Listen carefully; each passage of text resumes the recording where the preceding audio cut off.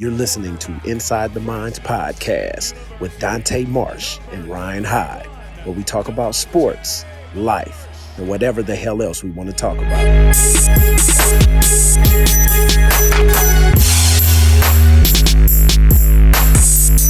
31-yard penalty to support pass interference call against the Lions this year. County out of the hands, and there's Dante Marsh with the block.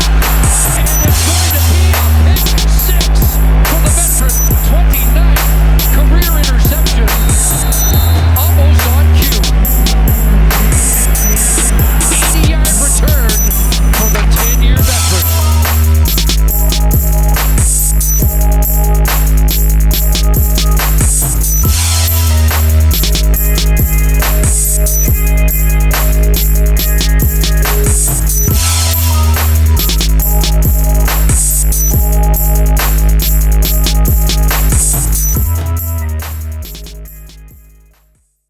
The man, the myth, the legend, Breath. Hey, I appreciate y'all having me on this show, man. I'm blessed, man. I appreciate y'all, man. I'm blessed to be alive. I'm thankful to be alive. I'm thankful to be even part of a conversation that has to do with professional sports, because it's not easy to get into professional sports, and people don't understand that. They don't just say, hey, guess what? When you get in junior high, high school, you're going pro. It's like a blueprint. There ain't no blueprint, really. If you don't got it inside you, you're not going to get to that next level, whether it's indoor football, arena, CFL, NFL. You got to have something in you that says, you know what?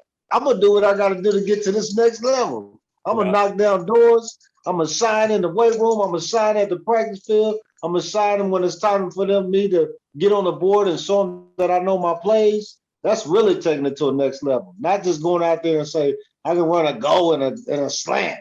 No, do you understand that it's cover two and how to run a slant? Do you know it's press inside? Do you know how to run it?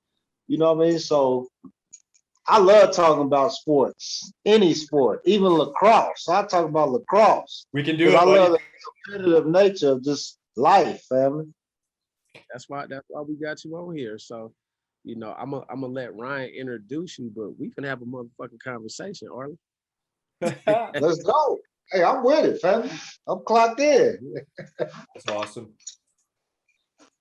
So, you know, before we jump into it, once again, this platform is for Ryan. Initially reached out to me, and I was one of the first guys he did a podcast with when the quarantine first started, and we had a good show, and man, we just hit it off, man, and one thing led to another, and then we created a show together. Shit was crazy. So, I kind of want to take this platform, not being like another podcast. There's a gazillion out there at this point, especially due to quarantine. A lot of guys have jumped into this, but we want to kind of take it in the area of the homie Matt Barnes and how they getting down. Like, just we're former athletes, obviously, but there's more to Arland Bruce than him catching touchdowns and shit. You know what I mean? So we're creating a platform so people who aren't privy to have been in the locker room on a team with a guy like yourself, myself, the G Roys of the world, and the Nip Steagles, and all the other Corey Banks, all the other guys, all the guys that we know are peers, to give insight. They can get an inside peek at the person, because to a lot of people, you a guy running around with a helmet on. And you know, like I know, Arland, after you done playing ball, a lot of times people forget who you are. And I know some. Sorry, Dante, I think too, with that being said, I think the media misconstrued who Arland Bruce was as a person. And Arland, I'm sure you can attest to that. Well, it's a pleasure meeting you, Ryan Hyde. I don't really know too much about your background. I did a little research, but you seem very knowledgeable on what you're talking about, and that's good to know with somebody who backs up CFL players. It's not just NFL, NBA, you know what I mean? The guys that's making millions, you show love to people who put in that work and they showed it. You know what I mean? I appreciate that. Nice meeting you, man. Thanks, Arland. It's nice to meet you too. I got my popcorn ready. I'm ready. I got my popcorn ready. I'm ready. It's awesome. But yeah, we try to get a little less away from like the cookie cutter shit is what Dante and I call it. I mean, we can go all day and talk about your stats and shit, and, you know, crazy numbers and this and that, but we also want to get to know you as a player, you know, as a person, what makes Arland Bruce tick, and all that kind of stuff as well. So, Okay. Yeah, that's what's up. whatever's on your mind, brother, shoot the shit. Well, right now, man, let me get some light in here. Sorry about that. That's okay. We still got to introduce you anyways. Sorry, Dante, I kind of took over there for a second. Yeah, man, look, hey, it's organic, baby. It's organic. Yes, sir. No, we was having a conversation, Arlen, the other day, right? And I was like, yo, I got to get Arlen on the podcast. That motherfucker right there this gonna be a good conversation, right? So like you like Hunt and Banks, these are all good like interviews, right? So Yeah. I was telling Ryan, like I said, okay, so when I first came in the league, Arlen was with Toronto, him, Dre Rising. I'm a DB, man. We had to be on our shit, right? So Tony Miles, the list goes on. So for me, going against you, and I never really covered you that much early on because you was always on the inside, but nonetheless, man, you was one of them dudes like shit. We played him, man. That goddamn Arland Bruce, right? So motherfucker didn't like you because we want to be competitive, right? So I said, well, look from afar, people, you know, talked a lot of. There were a lot of negative things talked about you individually per se, like. And the same happened with David Sanchez. I didn't like Sanchez. We played the same position and shit. And I thought he was arrogant. I thought he was a punk and all that other shit, right? But when I got the opportunity, because we competed against each other, being on different teams. When I finally got the opportunity for you to be my teammate, I'm like, yo, I don't know what the fuck they talking about. I fucks with him. Like, he's a competitor. He bring it every day in practice. He cool as shit. 3-1. 3-1. Like I have to tell this story because a lot of people don't know that because they're not going to work with you and going to war with you, right? So when I finally got a chance to be your teammate, I'm like, man, all that shit he was doing on the TV in Toronto with the mask and the Thriller shit, like they tripping. He cool as shit. I like him on my team. Entertainment. It was like people like from afar. That's why here's the thing, because me and Ryan was talking about this right like a week ago, and I was like, yo, that motherfucker can play. Like he came in and he helped bring us that other dynamic offensive player, because remember at the time, you know, I think we traded Thelwell, I believe. Thelwell wasn't with us because he had a couple stints in BC. Brazel was gone, so G-Roy was kind of like the guy by himself at this point, and that's all we really had because we had injuries and a bunch of young guys. So when we were to get you over there, man, that helped take us over the top. You and Tad Cornegate. So, you know, I just have to put that out there. A lot of people pass judgment on people that don't really know because they're not around you like that.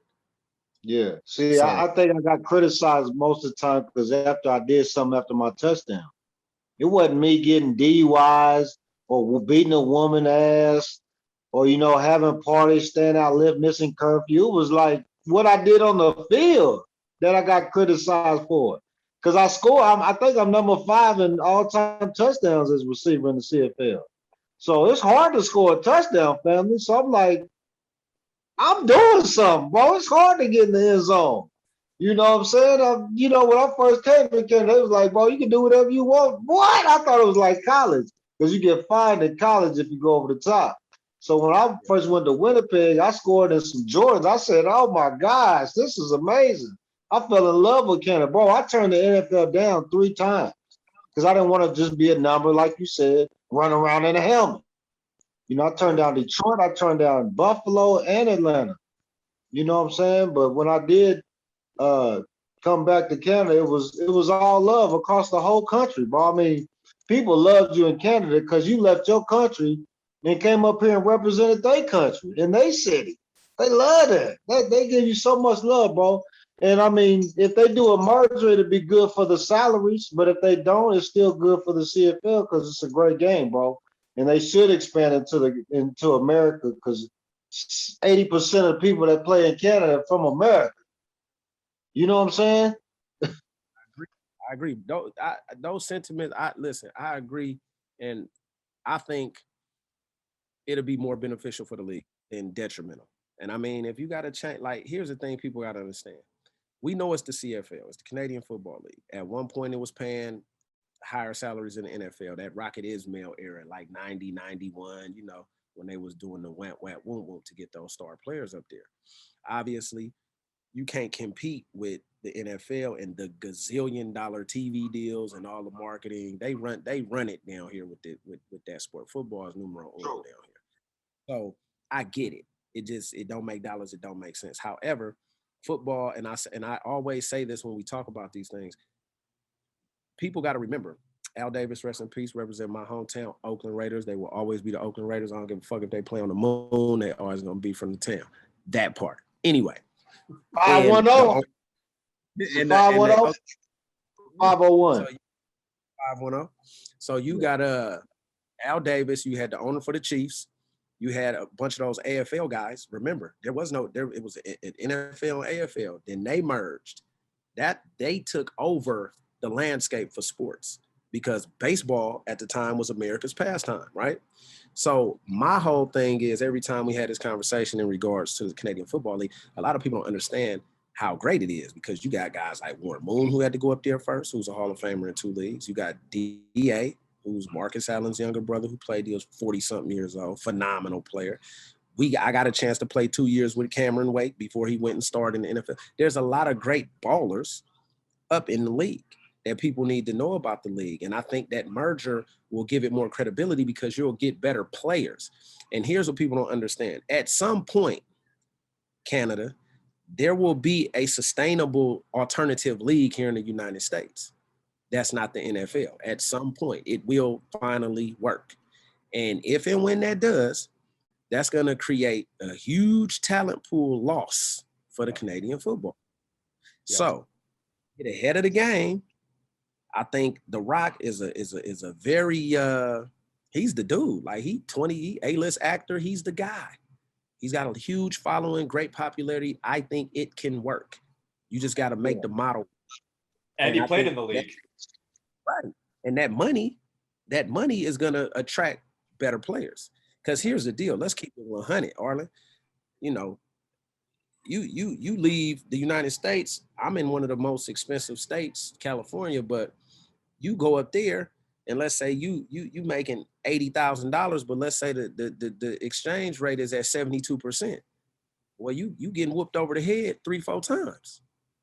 So if there's a league here that's gonna pay 60 to 80 grand, they don't have to do an exchange rate. They're not gonna, and they ain't got to leave the U.S. They're not gonna go up there.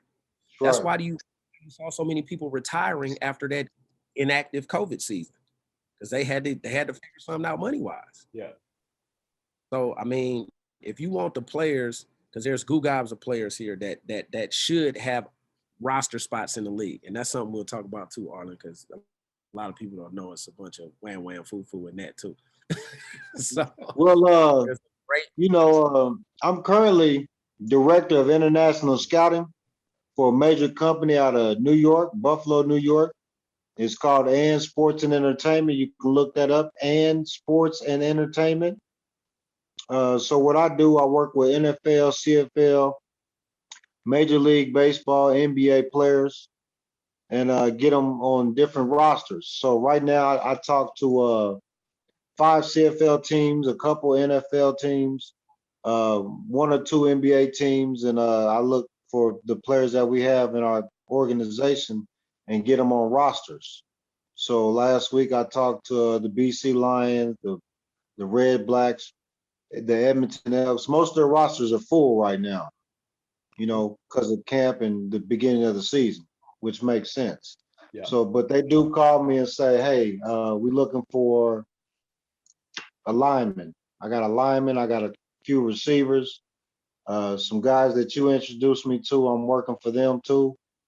Yeah, and I got a limo service out here in Edmonton. I'm currently in Edmonton right now, Edmonton, Alberta. I'm working with a limousine service, Image Limousine. And I'm also working with a water company. You heard of BLK water, black water, I believe so, yes. alkaline water? Yeah. Yeah. So I'm having a big event in Las Vegas this weekend. I'm not gonna be there, but my banner's gonna be there. My representative, Nick Lewis, is gonna be there hosting an event at a Circle Lounge in Las Vegas.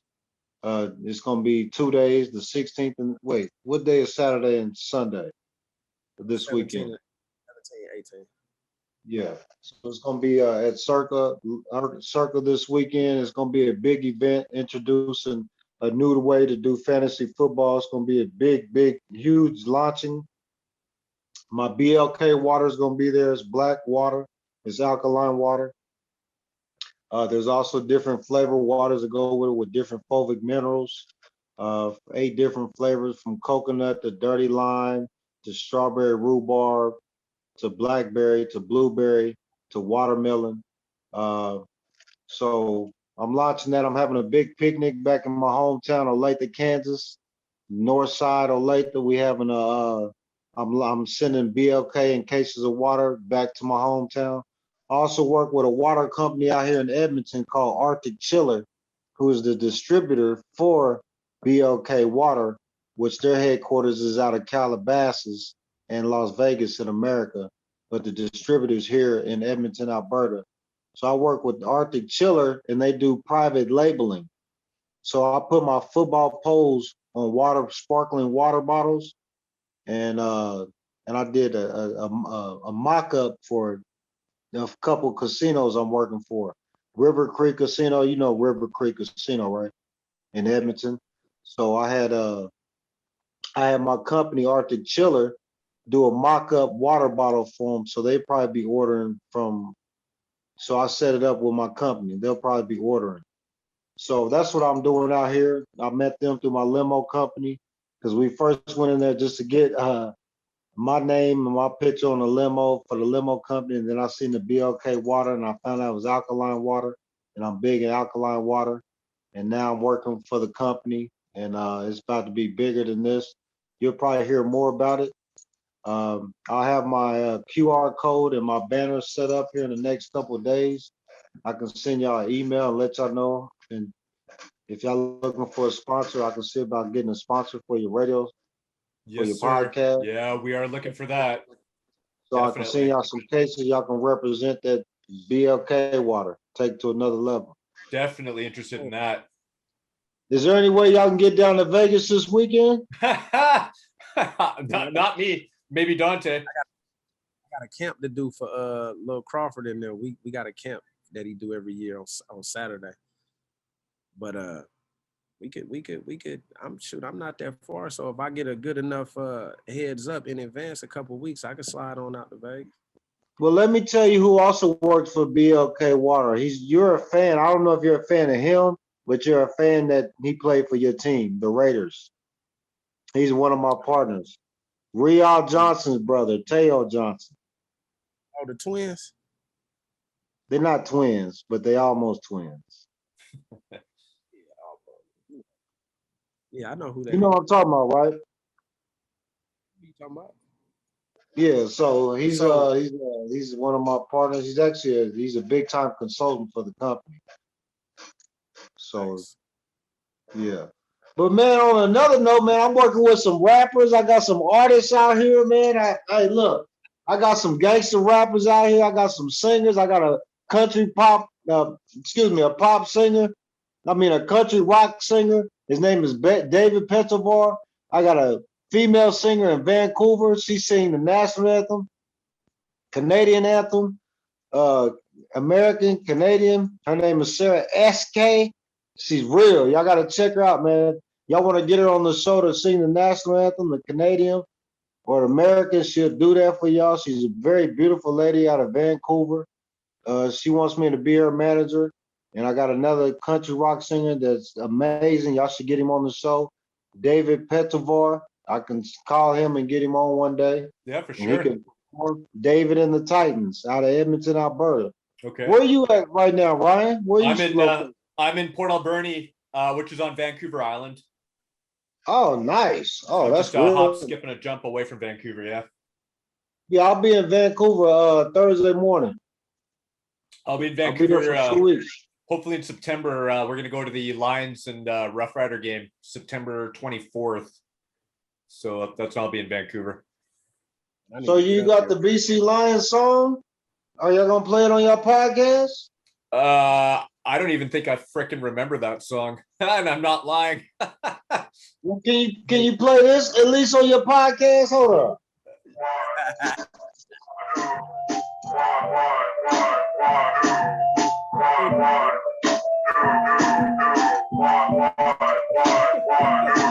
I got the loonies and tones, the loonies and tones, the loonies and tones. That's why they all want to choose me. I got the loonies and tones, the loonies and tones, the loonies and tones. That's why they all want to choose me. I got the loonies and tones, the loonies and tones, the loonies and tones. That's why they all want to choose me. I got the loonies and tones, the loonies. This for the whole Canadian bacon. That's why they all want to choose me. Yeah, I'm the looney and two. That's for the whole bacon, man. We made that for the whole country. Nice. It's gonna always resonate. That's awesome. So Ryan, why don't you, the introduction. Let's get into this shit, man. Let's go. Aren't we already past the introduction, Dante? Pretty much. I mean, you know. Well, okay, so here we go. So we're probably a quarter way through the show right now, but I'll wrap it off anyways. Today's guest played 13 seasons of pro football with the Winnipeg Blue Bombers, San Francisco 49ers, Toronto Argonauts, Hamilton Ticats, BC Lions, and Montreal Alouettes. He won 2 Grey Cups and numerous CFL All-Star awards. Please welcome Arland Bruce. The third.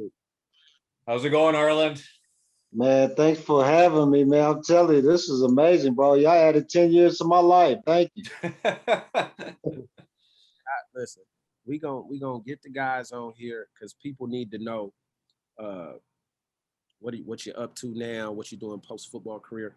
Like I said earlier, this is a platform to where you can express yourself. I mean, it's not an X-rated show, but feel free to, talk. We're just having a conversation. It's not, we want it to be raw and uncut. And it's just basically, we don't want a scripted ass run down your stats because this is not about you so much as an athlete. If you want to more so about your athletic prowess in your career, feel free. But I am giving, and Ryan is giving, we're giving you guys a platform for you to express yourself and talk about shit that's important because you're more than just a jock. Well, you know what's important? Why is women making so much more money than men nowadays? It's not across the board. Now you're on your camera. It's changed from when my mama was making money to now. No doubt. But you have a lot of I think what it is you have a lot of women, post what is that, Title IX. You have a lot of women post Title IX and the equality issue thing. And so much, you have affirmative action, which benefited, Caucasian women more than it did for any Black person. That's a whole nother conversation. When you have these Me Too groups and all this stuff, almost kind of like you have to, I'm not saying these aren't qualified individuals, so people please don't bash. I'm just saying this is across the board. It's like certain jobs, right? They have it's like they have to go through it's kind of like you're almost forced to hire a certain demographic, if that makes sense. Yeah. Not at all am I saying they aren't qualified, but there's a bunch of qualified women that do they Dougie. Let's not misconstrue that. But what I'm saying is it's not really just based on the merit of the quality of work. It's based on a lot of other things, right? So we finna get into you just opened up Pandora's box because we was having a conversation. I saw a video on Instagram, right? The other day. There was a woman, she had her camera, you know what time it is. And they were in a spa and she was livid. there was a transgender in the women's side of the spa, like with its penis out, like, and it's little girls in there, it's women in there. But since that individual identified as a transgender, they allowed him to go into the women's section. And I couldn't fathom. I was so like just I thought it was fake. I can't believe in 2021 that some shit like that could happen. Like, so basically I can say today I identify as a woman. So let me go on in the girls' locker room. Get what I'm saying? So I'm Oh, that is a even the highest people, the richest of rich, Aaron Rodgers even said it. Mental health is an issue in this world today. Mhm. That's a mental health issue that Yeah. needs to be spoken about. And people talk about the Bible and the Quran and all these other religions, but they don't talk about the real, the truth behind what's written, the hidden truth. Like it says in any spiritual aspect you can think of that's not right. That's not the right state of being. So when you say you can't believe it or whatever, that's a mental health issue. That's not a you woke up one day and said blah blah blah blah blah. No, that's a mental issue. I get what you're saying, but my whole thing was, I guess what I was saying is, it's a problem in the world when that, let me say this, it's a problem in the world when people are more concerned or worried about discriminating against a transgender versus what is right. Hey, there's little girls and there's women Yeah. in this. Yeah, you get what I'm saying? That shit don't make no sense. As a Well, father, you got I wouldn't be. I'm not everything cool with that. starts somewhere, bro. Everything starts somewhere. Like if somebody was a drug addict, they didn't just start being a drug addict in a week. It started somewhere. Mhm. You know what I mean? So you got to go back to the root of the history of how we even got to where we at right now, from religion to the Roman Empire, from the Greek mythologies, from the paganism to all that just is all washed up in the world today. People don't really know what the world is upside down. You know where that drug use usually starts from is trauma. That's where it starts from. Mm. Yeah, because you're trying to run away from reality. Yeah. You know, 9 times out of 10, and then the other 1/10 would be peer pressure, I would say. But it's usually Right. trauma based, and they're usually trying to escape something, right? And I mean, marijuana is once called a gateway drug. Yeah. There's a image of people who get lured into the drug world. Smoke a little pot, and then after that they elevate to something else. But for the most part, I think you hit the nail on the head. I think it's an escape from reality for a lot of people. There's some traumas, there's some unresolved issues, and Now, they see, the find only themselves. time I speak on something is if I relate to it or if I know what I'm talking about. If I don't know what I'm talking about, if I ain't experienced, I won't speak up on it. I had a tough, rough experience after having a concussion, bro. I was in the hospital for like a month and a half.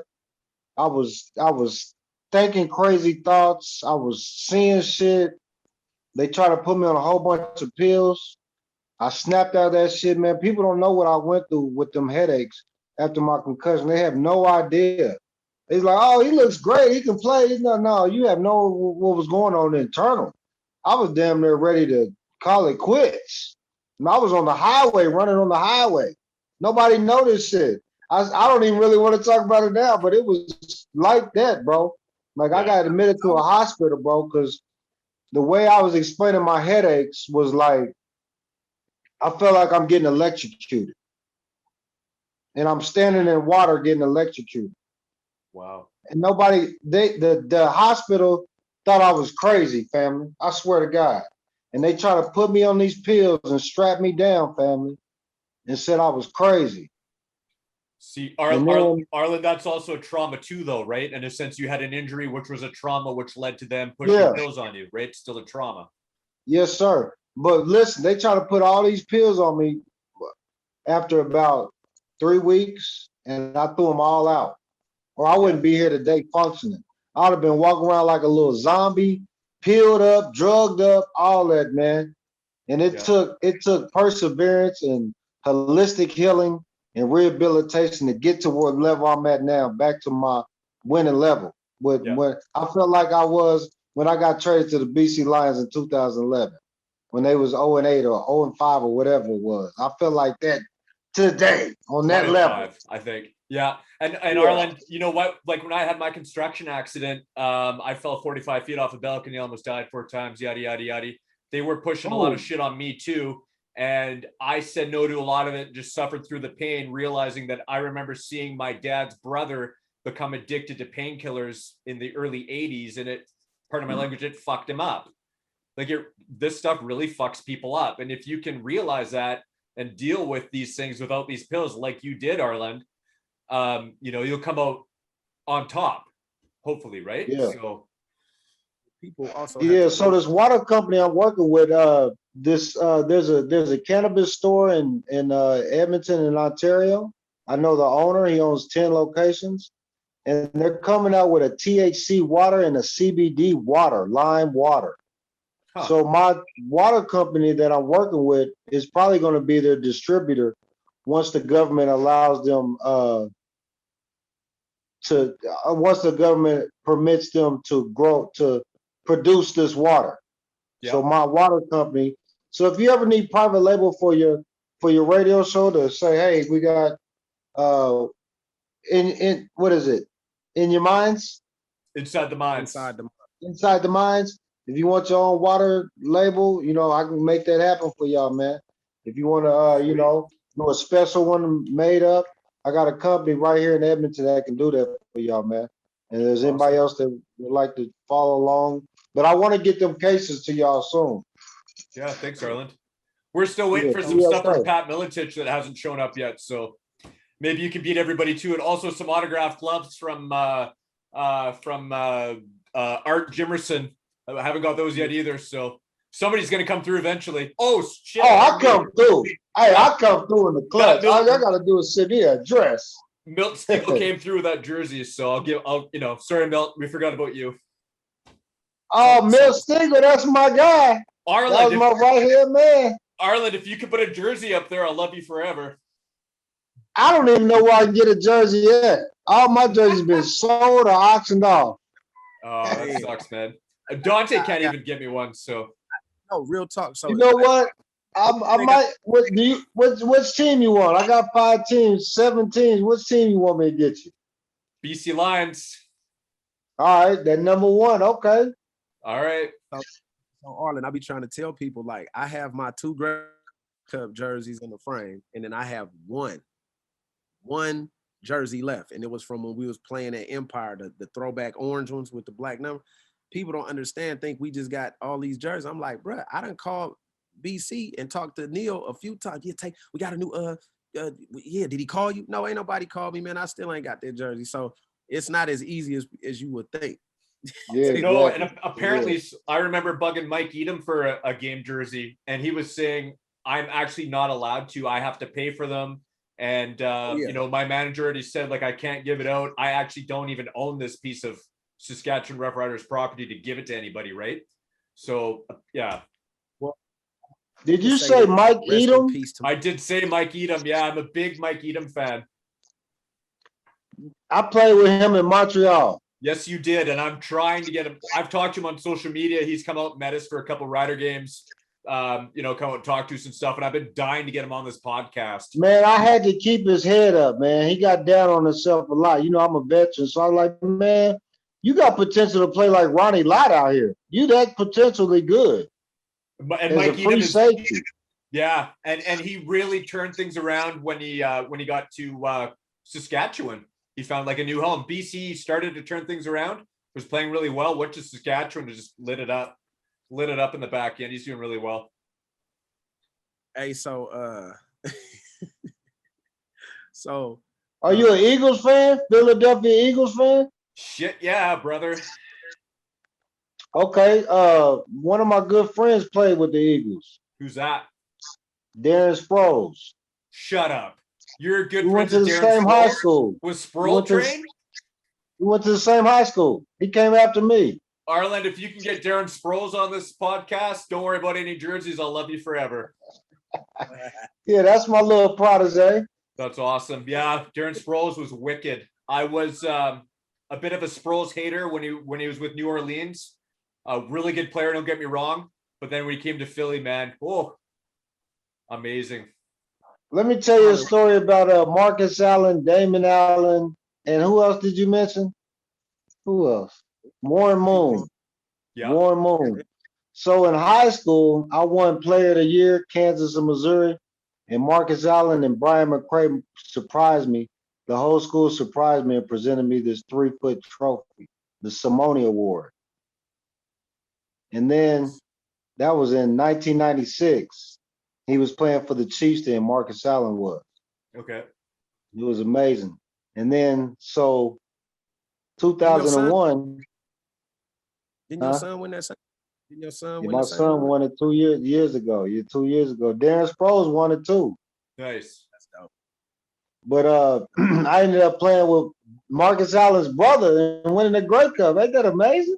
Yeah. And then I ended up playing with Warren Moon in 2000 with the Kansas City Chiefs. And he used to always say, Bruce, every day. So he told me about the CFL. They had a picture in the paper of me and Warren Moon talking in my local paper because I was a local hero in Kansas City.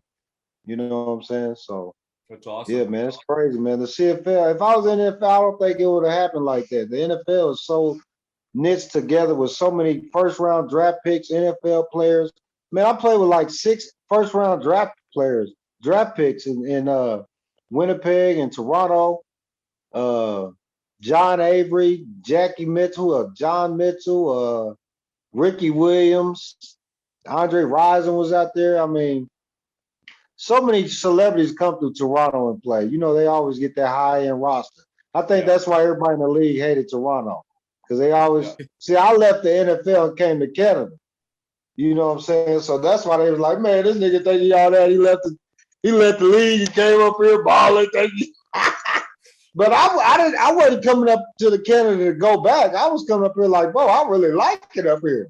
But I did not want to leave Toronto, man. But that coach came in there with he came in there like he was Tom Coughlin trying to run this shit. I like, man, what you got us in here like running? Like, you're not Tom Coughlin. You know what I'm saying? He came in there with his high horse hat on, Bart Andrews. He didn't like me, but he said, you can do whatever you want to when you score a touchdown. I did the Michael Jackson tribute. And they traded me the next week. It was crazy. But I thought I was gonna be in Toronto forever, family. I thought that was it. Bro, but I remember you did smack me in my ribs though when I did 2005. I'll never forget that when you had dreads. I remember that, bro. I don't forget that. You had dreads in 05, right? You had the blonde dreads at the bottom. Yeah, I remember that. You hit me in my ribs. I remember that. and then when I was playing for Montreal, boy, I was so jet lagged. I ran the slowest post you could ever run in fucking history and got picked off. He was like, no, I ran the wrong route. I ran the slowest. We had the 4th-string quarterback in there. Woo! It was like playing you high outside shade. I tell you, I'm running inside. But he was staring, because I be sitting on routes. So when you broke in on the inside, I was like, all right, he threw it at like an 18-yard out. I was like, where the hell he wasn't supposed to throw it to me. They were just trying to get me off because I was back at home. They're like, oh, he's back at home. We got to get him off this week. Because I was tired. I know, but when you broke in, he threw that shit out. I'm like, okay, thank you. And then he almost got me hit. You like, bro, I could have really got you. That time I came all the way across the field, he was like, I could have got you on there because he led me. I was like, I know, he trying to kill me out here.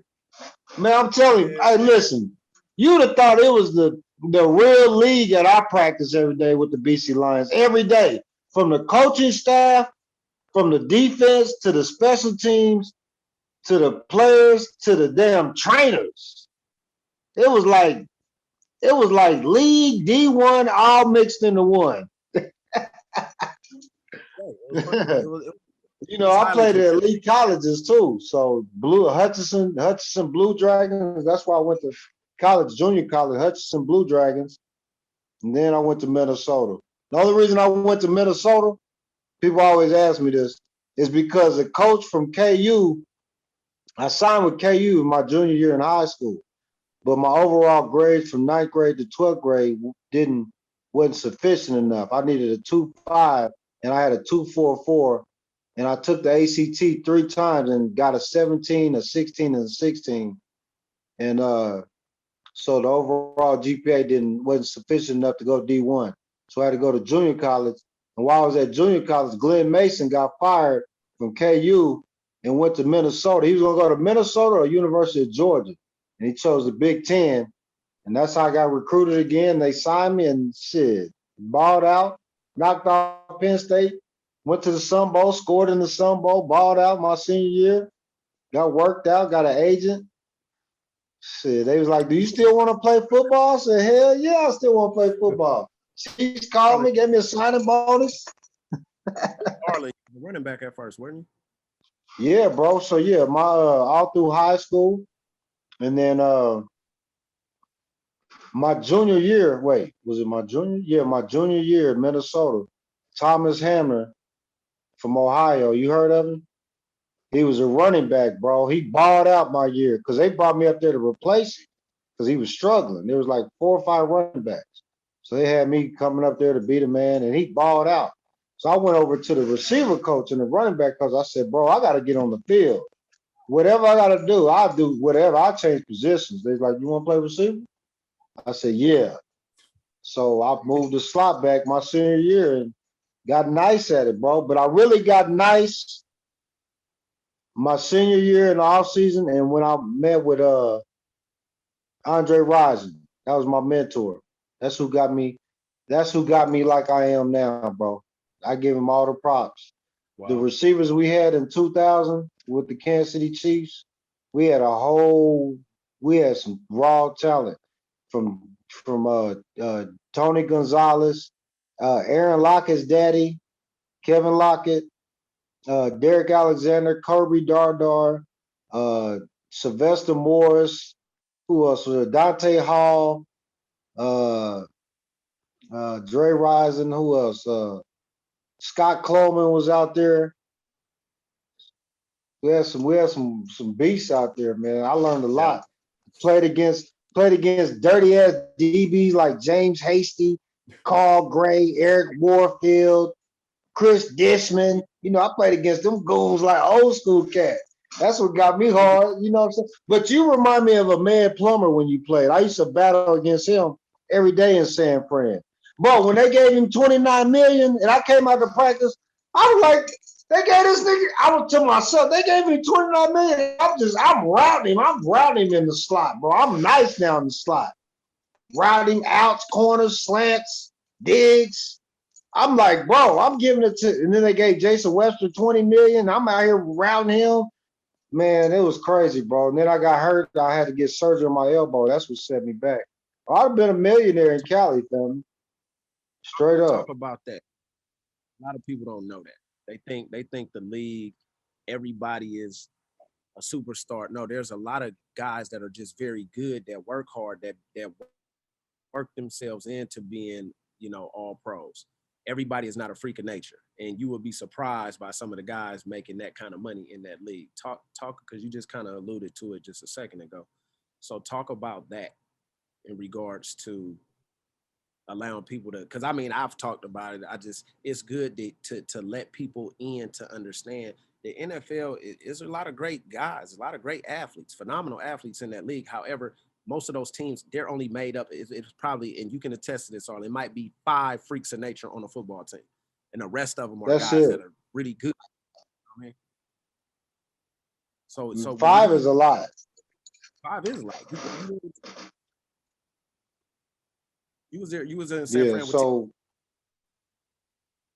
I was with, so the picture in 2003 is me, T.O. Well, here's a picture that goes from left to right. It's Brandon Lloyd, Arnez Battle, myself, Cedric Wilson, Ty Streets, and Brandon Lloyd. Did I say Brandon Lloyd? Yeah. Yeah, so it was us six. Nice. Yeah, it was nice. It was us six. See, I took a guy. You heard of Jimmy Williams? Yeah. He's a DB from Vanderbilt. Yeah. So they just liked him because his attitude, but he wasn't really no corner. He couldn't cover nobody really. He had heart. He had heart. So they loved him. He was a down ass dude. But they seen what I could do on punt return, right? And they benched him and let me start. But I had no technique on catching punts, bro. I was just raw talent, catch it down here the wrong way. So they seen what I could do when I get the ball because I balled my whole preseason with the Niners before the season started. I balled out in every preseason game, all 4 of them.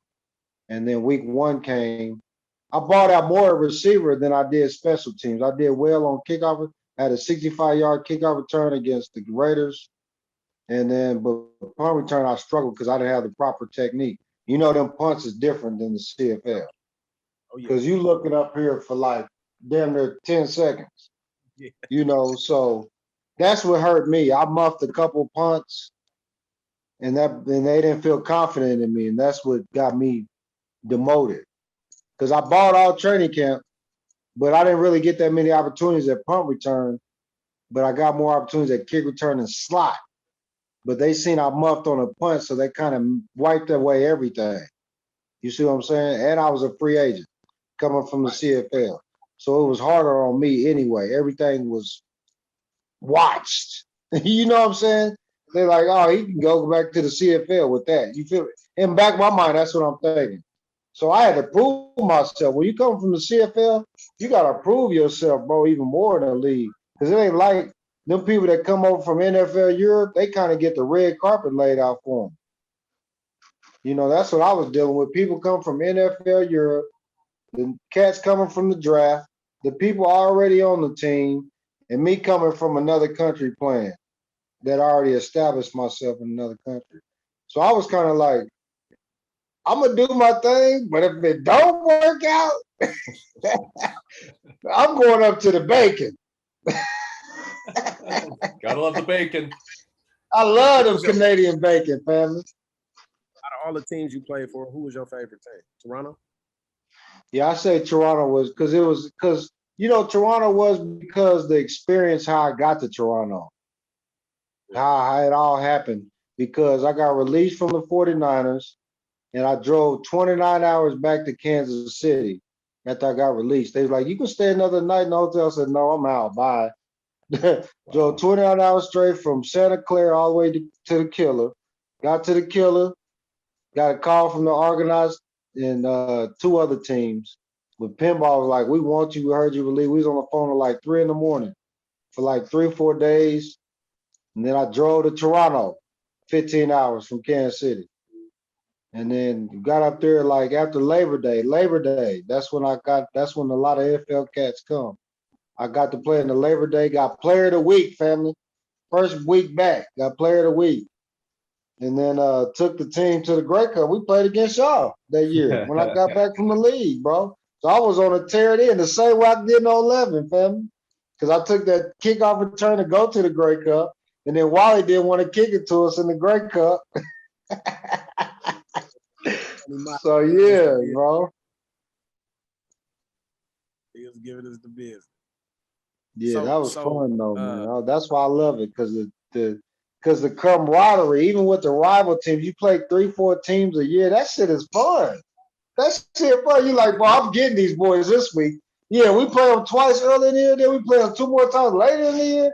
Oh yeah. And then you kind of build like a relationship with the players and the team. It ain't no, nah, nigga, I'm a blood, you a crip. It ain't like that. It's like, bro, we cool. I got you, though. You know, it's cool, though. You know what I'm saying? You got me. You mean, it's like that. I don't really see that in the league, not knocking it.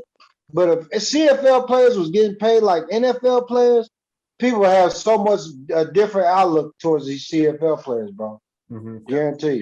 Guaranteed. Even if you raise the salaries up 30%, if you could. instead of getting 50,000 what teachers make and trash men make, you know what I mean? This is pro football. I don't see no difference than the NFL and the CFL. Why wouldn't they look at a different approach after 100 years? Not knocking the league because it brought a lot of dreams come true for me. But I'm just saying it's time for a new day and age. Just like we should all come up with something inside my mind right now. I invented a casino game, family. Talk about it. I invented a casino. I just want to let see if it's registered. It's registering. Yeah. Okay, you play Hold'em, right? Yeah. All right, let's make sure we sign a non-disclosure. Everybody signed it. Thank you. Don't tell my idea. I know it's 100 million people listening, but if y'all steal my idea, it's my idea. It's called recop. Poker backwards, right? Yeah. You know how I spell poker? Spell it backwards, right? Yeah. So everybody know I play poker. You can play this with Omaha as well. So let me explain to you. So say we got 6 players sitting at the table. We playing regular Hold'em. Everybody gets the cards. They 2 cards. The flop, turn, river, bow. C3 wins. Bow. So Ryan, how long has poker been out? Hold'em, Texas Hold'em. How many years? A couple hundred, probably. I don't know. Maybe 50 or more, right? Yeah. Yeah. More than 50. So all this time this game's been out, the burn cards have never been used. Right. I invented a game where the burn cards are in play. Okay. So after Hold'em, say you win, you're in seat 5, you win. Bow, good job. You just won $100 pot. Bow. The dealer, before she picks up the cards, she leaves the burn cards. She puts the thing on top of the burn cards, the 3 burn cards, and says recop, and everybody puts in $10 or 5 or whatever the amount is at the table. Yeah. So we all put in $10. There's 6 players at the table. There's $60 in the pot. Everybody gets 2 new cards, and the dealer turns over the burn cards, and y'all turn your cards over, and whoever has the best hand wins, and you go on to the next Hold'em game. Nice. Now, when you do this with Omaha, you have to shuffle the cards and give everybody 4 new cards because there's not enough to deal and give out. Right. You see what I'm saying? Yeah. So I have a big time lawyer in Vancouver. Yeah. Who has a connection in Vegas at the Caesars Palace that puts games in casinos. I'm gonna need investors definitely or somebody to even play the game on TV. There's a couple private games in Edmonton out here where there's a few private games out here in Edmonton, like 4 or 5. It's crazy. Yeah. But I don't gamble. I'm just trying to promote my game. Because it's $1 million game, fam. Because it's never been used. Burn cards never been used in poker ever. It's awesome. So we cop backwards, man. Yeah. So if you got somebody listening out there that want to, help bring this invention of a Black business owner come to life, let's make it happen. Apparently, Dante, I got an email yesterday saying we're ranked 102 in Canada for our podcast. So I don't know. All right, well, let's get it up to 50 then. Let's push it up to 50. I got a question for you. 45. I got a question for you, brother. So you ain't got to go into detail, but I'm sure I think this is a good opportunity for you to clarify some stuff. If you want to answer it, go ahead. If not, no biggie. But I gotta ask you. So, yeah. I got my own personal opinion of it. Me and you have talked about it before. So I think it's bullshit. Oh, that's good.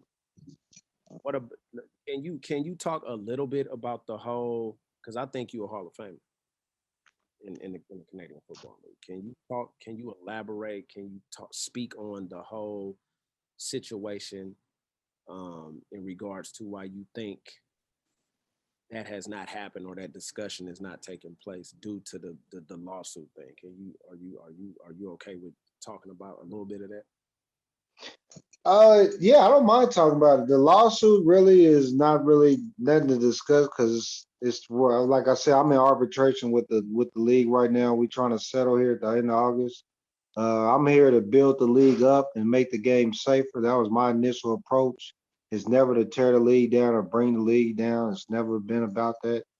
I love the league. I got so much respect for the league because it's helped me fulfill my dreams and probably a lot of other American players like myself dreams. So, and it's gave me an insight of what life's about.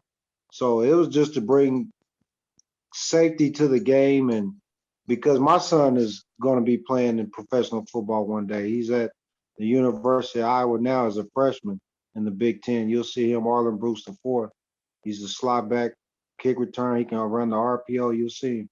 But yeah, that's what I visualize. Like I won't let my youngest son play football. I just it's too dangerous for him. I just see I can see him just crumbling playing. So it's more about thinking about the future of the game and making it safer because it ain't like the days when I was growing up. It was like if you bleeding or you staggering or if you get up back in, you all right. You know, all through junior college, high school was like that. You know, the Ronnie Lott days, the Atwater days, but that shit is not what we on earth for. You know what I'm saying? That's not the game.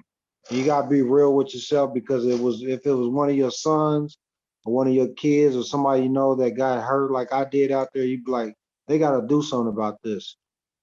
Just like with gun violence. When somebody get killed, they like, we gotta do something about the gun violence. Yeah. When somebody get laid out in a concussion, they like, we gotta do something about the game. Mhm. It's the same effect, really, you know. So somebody had to step up, you know, just maybe because I'm not a white face, people didn't accept it more. I mean, that's just the reality. If, you know, somebody like Marco Annuzzi would have filed a lawsuit, they'd appear like, oh, he's a Harvard guy. Not knocking him, but I'm just saying he had a similar concussion, but he recovered faster than I did. You know what I'm saying? So people when they drink, they have different effects. People when they get knocked out, they have different effects. You know what I'm saying? So everybody's different. Like I said, I came to Canada with my hands up and saying thank you to the whole country, and I still feel that way. You know, all 5 teams I played for, I don't have nothing bad to say about. Just the extracurricular activities got me involved, but I want to see the game be greater for if my son ever played come up here. He won't be like, man, I don't want to go up there. They still paying 30,000. Somebody has to address that. Somebody really has to address that and say, you know, because if I talked to 2 owners since I've not played, and that's what I would want to be as a general manager or some type of shareholder in this league to like make it about the players in every aspect. Like make it about the players every day. Like, what do y'all need for y'all can perform at a high level? Yeah. Not take advantage of the organization, but what do y'all need from the league and the organization and the owners and the GM to make y'all feel like I've arrived. I'm playing pro football. Not that everybody need paparazzi, but you know, some type of damn. Can I leave my son $10,000 when I'm dead and gone in this trust and this pension from this league? You know what I'm saying? Mhm. Let me say this to clarify that. So, because I know you like myself for I played 11 seasons up there, so 9 of them I made 6 figures. I made some pretty good money in BC, right? So yourself, you were on the higher end because what you could do on that field, right? So No doubt. I'm not putting our business out there. These are facts. We were on a higher scale, you know, for what they're paying. But what you said just earlier is addressing the bottom line. It's too much of a disparity, and I agree with you. You're still playing pro football. The same shit that can happen to you in the NFL can happen to you in Canada. Yeah. The same like I seen this and you seen this. There's guys have been draft picks in the league and can't get off a practice squad in Canada. So it ain't that don't let that fool you either. Ricky Williams will tell you, Chad Johnson will tell you, Cam Wake could tell you, Warren Moon will tell you, Doug Flutie will tell you, and the list goes on and on and on. So let's not get it confused. You're doing the same type of work. The compensation has to increase. And I think I'm not gonna be naive and think that there's gonna ever be on par again or more or greater than the NFL as it once was for a short period of time back in the 80s, because there's what 40 million people in the whole country, coast to coast in Canada, and there's that many people just in my home state of California. So I get population, how and you don't have the TV revenue that the NFL has, but they print money every day.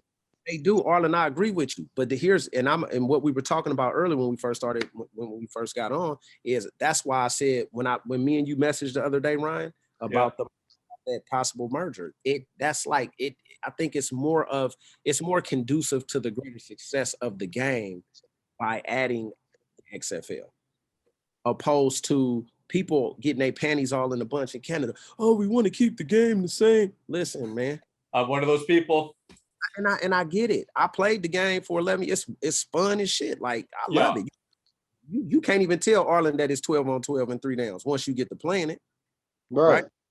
So it's a great game and it's fun. However, if altering a couple rules of football, because everybody watches NFL, even most Canadians watch NFL. So if I'm saying for the greater good of this game and the quality of the product to stay at an elite level, if we got to alter some of the rules to kind of look more similar to what the NFL is, you got to have 2 feet in there, not just 1 foot. You got to do it. You got to. I think because as a fan, I think we're doing a disservice to the real football fan. If you got now, this is another conversation that's finna pop off. You have subpar players who otherwise would not be playing pro football because of their passport. Let's keep it real, Arlen. You know what I'm talking about. Yeah. There are guys on some teams they only on them teams because they got Canadian passports. So with that said, the NFL don't care where you from. It's the National Football League. If you from the moon and you can ball, you playing. It ain't no ratio. It ain't no I gotta have a certain amount of this and a certain amount of that. So what I'm suggesting is if you want for the greater look and the greater success of the game in its entirety, you have to sacrifice a few things here and there because you need that rep. Yeah, you gotta have a give and a take.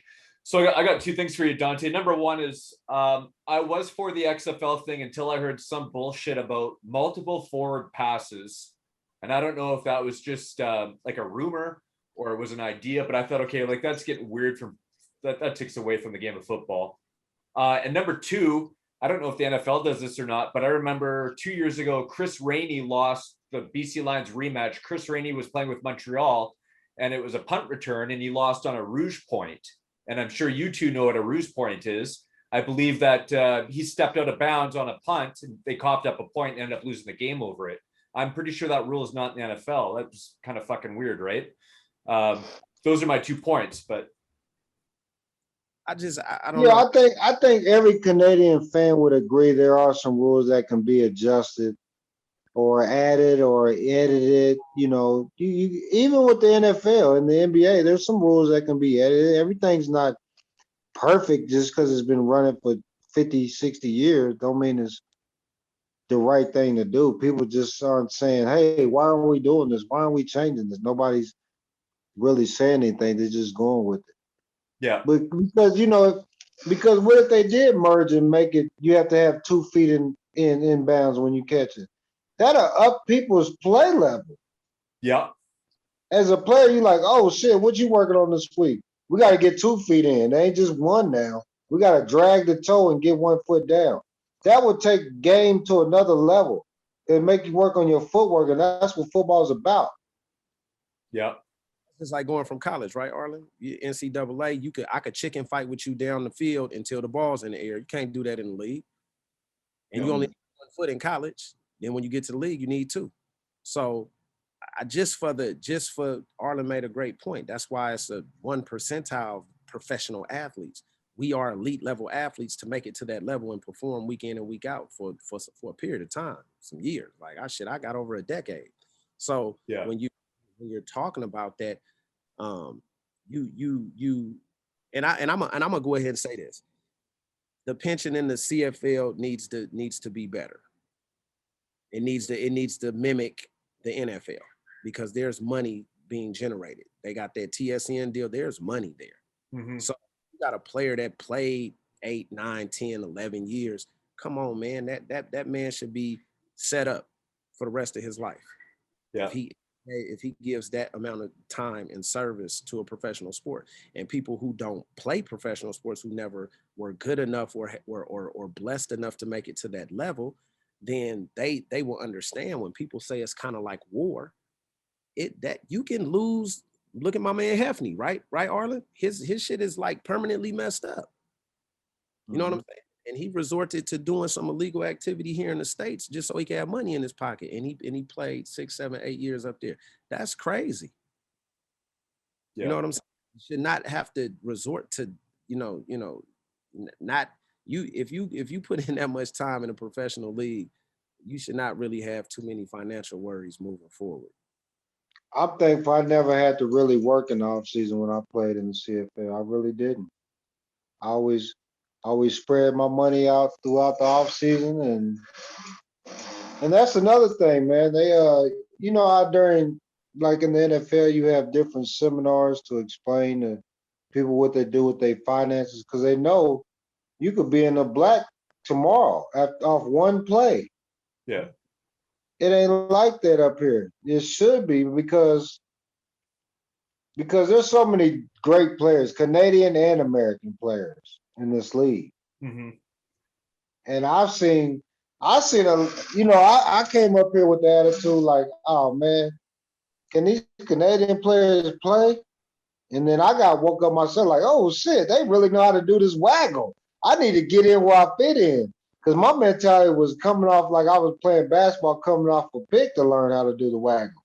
There's actually an art to learn how to do the waggle. And I learned that from a lot of Canadian players, how to really waggle. You know what I mean? And that's a skill, bro. Yeah. Because it took me about 3 or 4 years to really time it up and hit it running and to get the proper technique down. You know what I'm saying? But that's something that the NFL would never understand. Dante, The waggle. did you think it was going to be a cakewalk when you came up here, Dante? Yes. Yeah. I was arrogant as shit. Like Arlen said, I had dreads. I had a mouthful of gold teeth. I'm supposed to be in the NFL. Yeah. You know what I'm saying? I had an injury. So when I got up there, I had an excellent training camp.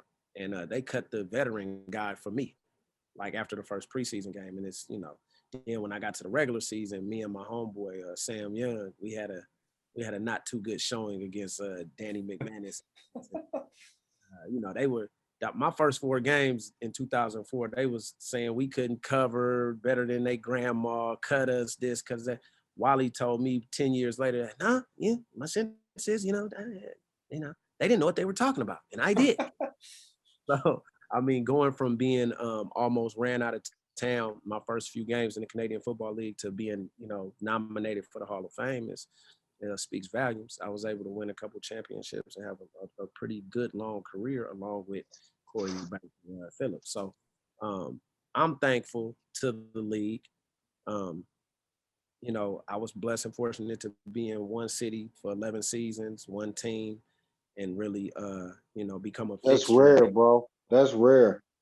That's rare. I'm extremely thankful for Canada and Vancouver and British Columbia more specifically because, like I said, I'm a West Coast California kid, and I was able to, stay on the same coast for my entire career with one organization, and it was a match made in heaven for a long time. So I'm thankful for that. I just feel like a lot of guys who come up there initially are like, I'm gonna rip this shit up. This ain't nothing. And then they get like Ocho, he was like that. He was like, man, this shit for real up here. Like he's on record saying it. And I'm pretty sure if you were to have a conversation with Ricky Williams, he'll tell you the same thing. Yeah. So it's not a walk in the park. Like a lot of these players were on NFL teams, play elite level D1 football, like Arlen said earlier. Like there's draft picks, there's all kind of I mean, and then once again, we've seen some more heralded, NFL draft picks that came up there and didn't do nothing, couldn't even get off the practice squad. So, that says a lot. Dante, Yeah, I mean, I played with so many legendary people. I played with so many Heisman Trophy winners in Toronto, from Eric Crouch to Troy Smith in Montreal to Ricky Williams in Toronto to Johnny Mitchell. I think he was a Heisman Trophy candidate or a first round draft pick. Um, but man, it's just amazing to be able to run through different players like that. Vanderjagt, well known yeah, kicker, you know. Uh, but yeah, the CFL is great, man. I have no complaints about it. I would just tweak some things and bring the value up because they've been around 100 years. They deserve they medals now. Not when it's not deserve it. It should be an upgrade, man, because when my son comes up, man, or y'all kids come up, you want them to be like, man, this is a rich league, bro. They're making the same money because in America they don't say we're gonna sign him because he's American. If he can play, he can play, like you said earlier. right. No You know, ratio. yeah, it should be the same thing. If you can play and you don't have a criminal record, you should be able to play football and get Yeah, paid handsomely and not have to really work in the off season and focus on football for 2-3 years or however long your contract is. yeah. Dante, I was just going to Because say really quick. One of the reasons why I think you were able to play 11 years with the BC Lions is you were basically the poster boy and the protege of what a pro athlete in Vancouver was supposed to do. Your work ethic, your mentality, you had the whole thing. And I think that they really tried to, say, this is a pro athlete, to show the young ones. And maybe that's why you were there for so long. I don't know. It's pretty hard to let that go, right? Right, but once again, it was the drive and the competitive nature. I had to go against guys like Arland, man. I had to go against the Tony Miles. Arland played mostly in the slot, so I didn't cover him too much early on in my career because he was inside. But I covered him here and there. But guys like Arland, guys like Tony Miles, guys like old school Ed Hervey when he was still playing in Edmonton, Jason Tucker, Mookie Mitch, like. One of my wide receiver coaches in BC, Travis Moore, he gets to this day because I hit him low in Saskatchewan. Yeah. So I came up in that area. Arland is in the same area. We came through there, I think in the golden era, like at the CFL was at its highest height, during our tenure up there, in terms of the skill level and the competitive nature. yeah. So, I had to bust my ass because I wasn't trying to get embarrassed on television going against them dudes, man. This shit is real. Like, people don't understand what it is to cover up there. You got 65 yards wide. The NFL or the US football field is 53.4. Yeah. That's like 11 yards. Okay. Yeah. The end zone is damn 20 yards. So, what I'm saying? It ain't 10. I got this man run in the back of the end zone and run around it, turn and sound like football. Like and he could go in motion. He could back up 15 yards and haul ass at me. That's fucking difficult. Yeah. To cover, I bet it is too. And I play both ways too, defense and offense. So Arland could tell I you. played Machiavelli. You know what I'm saying? I can tell you, it was like I said, when he finally came to BC, I had a greater appreciation for him as a player, but as a human, because once again, you're seeing all the negative shit, in the paper or on TSN, and how your tenure ended in Toronto. That shit was like blown out of proportion once you were in the locker room with me and on my team. I was like, wait a minute, this dude ain't what they said he was. This dude is actually a cool ass dude, and he come to work every day. Like, and he Every day. he go. And I know in BC for me, I never was on that veteran shit. Like, I would go watch out. I'll push the little the rookie dudes out the way, or the practice roster guys out the way. And even though my period for starting defense was done, I would service Arland and G-Roy to do scout team because I always wanted to work on me. Mm-hmm. So I was like, all right, shit, we playing Calgary this week. I'm gonna be DA or BB. You know what I'm saying? I'm gonna press you. I'm gonna do all this. So it was so competitive in practice, man. And I think that's why we were so good for so long in Vancouver, because every day was like a game. Like, for real, it wasn't no days off. It wasn't no country pro athlete shit. Yeah. Arlen, did you Well, have I got another note for y'all. I do have a life other than working with athletes and entertainers. I do like to have fun myself. So I work with an agency out here in Vancouver, Calgary, Edmonton, Winnipeg, Saskatchewan for adult entertainment. If y'all looking for people who if you're having a stag party or you're having a bachelor party or you looking to have a private party for the long weekend, I got a few.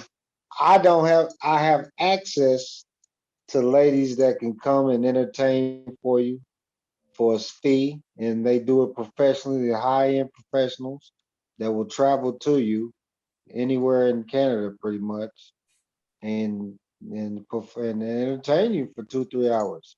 Arlen, you the goat, bro. You the goat. You the motherfucking goat. Do I gotta pay their travel fees to get over to Port Alberni? Probably, eh? You know what? They do have ferries, right? So sir. they will say, okay, it's going to take us 4 or 5 hours to get there. This is going to be my rate. I got you. So, for example, if you're looking for entertainment for maybe your brother's getting graduating, you want to have a party for him, you can have the girls for 3 hours for about $250 a girl. So that's 500 for 3 hours. And then they'll do lap dances and entertain you. But there's no sex in the boom boom room. It's just entertainment. That's awesome. Arlen, So yeah, that's what I do for fun, just to keep my life young and healthy and fresh and live. So I always have something to talk about. that's awesome. So I just got off a 8-hour trip 2 days ago from going to an event to scout and promote. Yeah, that's awesome. So within about 2 hours, probably made about $2,800. Nice. He got his hands and everything. These girls are committed and they professionals. It's fun. I drive them, so I don't have a problem. I'll drive them. So y'all keep that in mind during the season. If it's a long Labor Day weekend, y'all in Edmonton, the Alberta rematch. If y'all looking, hey man, we having a football Labor Day weekend party. Y'all come to Edmonton or Vancouver or Whistler. I'm naming all the cities. I can get them to you.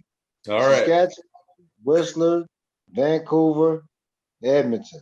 Okay. Yeah, that's what's in my mind. What's in your mind? And I already took the Suns to win it because if Atoko Muchapa, what's his name, is Giannis, if he take 30 more minutes to shoot a free throw, I'm turning the game off. Yeah. Bro, all that extra before the ball, and come on, man, shoot the ball, bro. I swear, I promise you, bro. I went to the bathroom. He was still at the free throw line. I washed my hands, got a new towel, changed the toilet thing, wiped the seat off, washed my hands again.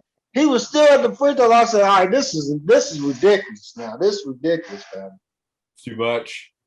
Arlen, do you have a favorite Grey Cup between the two that you won? I do have a favorite one, man. The 2011 one is so meaningful because what the team was going through, and I'm a team player. I do like my accolades because I put in the work to get my accolades.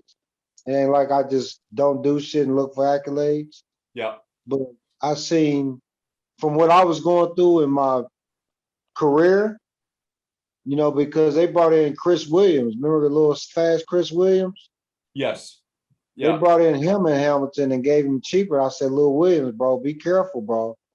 Bobo Vilovich, you gotta watch him, bro. If you ain't doing something now, they get you up out of here. I was like, watch, bro. Look, it happened to me. So they paid him as soon as they traded me. But they didn't want to pay me. You know what I'm saying? But I wasn't pressing him. I was just like, hey, coach, this year's coming up. I'm gonna be a free agent. They didn't want to pay me. So they paid Chris and he got hurt and I wouldn't win a Grey Cup. So I take them chances all day. But that was an amazing feeling, man, because Vancouver, when I got there, it just like I just got another a breath of fresh air, man, seeing the sky trains and the mountains and the ocean and living downtown on Georgia and Butte every day and commuting to work, had my Yeah. Escalade there. It was like I felt like I was back in the league. Yeah. It was that feeling, man. It was and then the players I had on the team, they were so real because it's crazy because a week before I got traded, they came to me at an event and said, "We heard you getting traded. We heard you might be getting traded from Jarius to Corey to Dante and a few other people." It's like, bro, we heard they was trying to trade you. Like, if they don't want you, we'll take you. Yeah. And I was like, bro, I didn't even know. I didn't even hear about that. So I went back to Hamilton the next day at practice, and I went to the head coach's office and the GM. I said, man, I heard y'all was trying to trade me. And Bob Obilovich and Marcel Belfay was like, no, that's just the media trying to get a rumor started. Man, a day later, they was like, talk to Wally. We're going to trade you to BC. I was like, oh, okay, all right, cool. Y'all just send me closer to the Grey Cup. That's what I told him. I said, I'll see y'all get my stuff.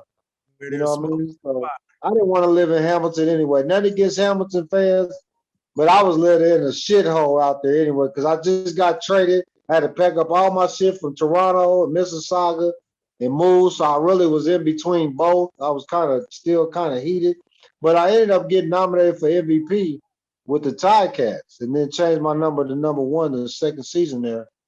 And then Wally was like, I usually don't give people number 1, but for you, I'm going to give you number 1. Because he said, I cut the guy that had number 1 before you got here.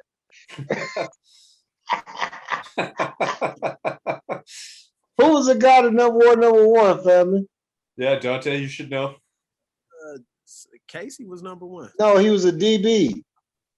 Oh, the little young cat from Florida. Yeah. I know you talk about little Jit. Yeah. Yeah, you got it. Yeah.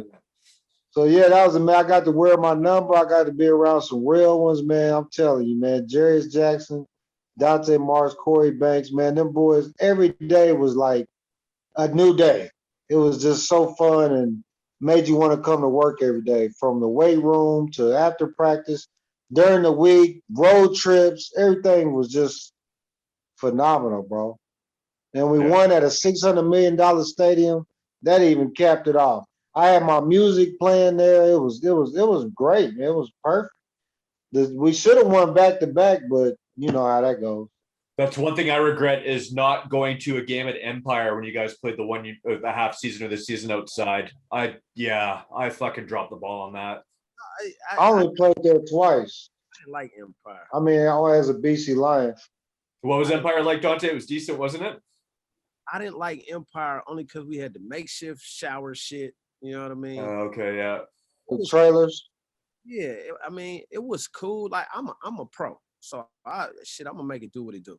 But yeah, playing there versus in BC Place it's not even close. When we got back in that building, when they retrofitted the roof, you know what I mean?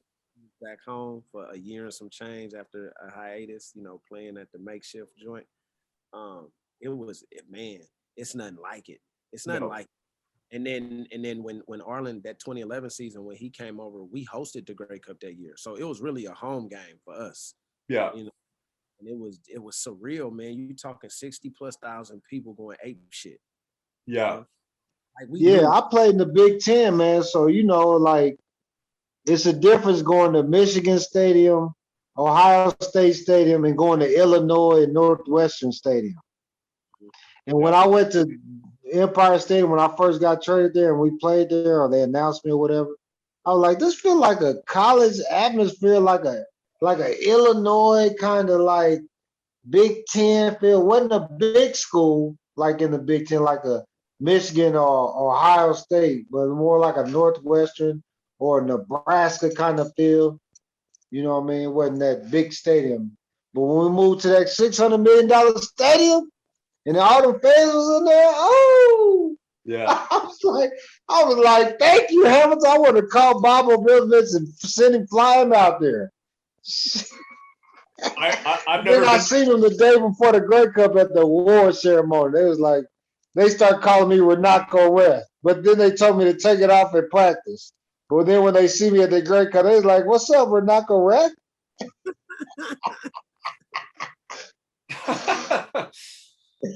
You see, Renako Ref is just a name, just an African name. It means handsome king, bro. It's just my son, my last son got his breath in his name. Archias Nation Reth Bright Bruce. I was gonna ask you about that name change.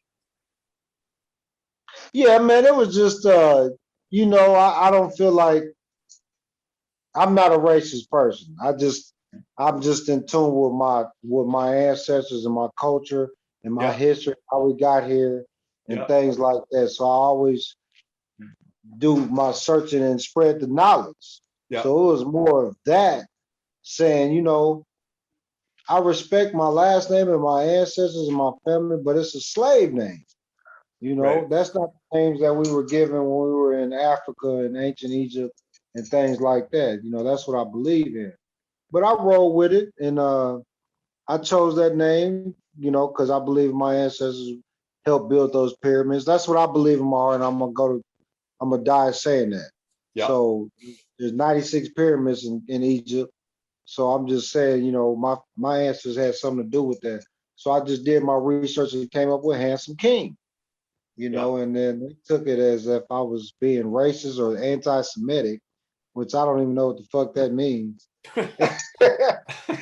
So, yeah. So I mean, if you Google me on YouTube, if you look on YouTube or Google, my picture comes up when you put in Renako Ref on YouTube, Okay. and my videos come up. Yeah.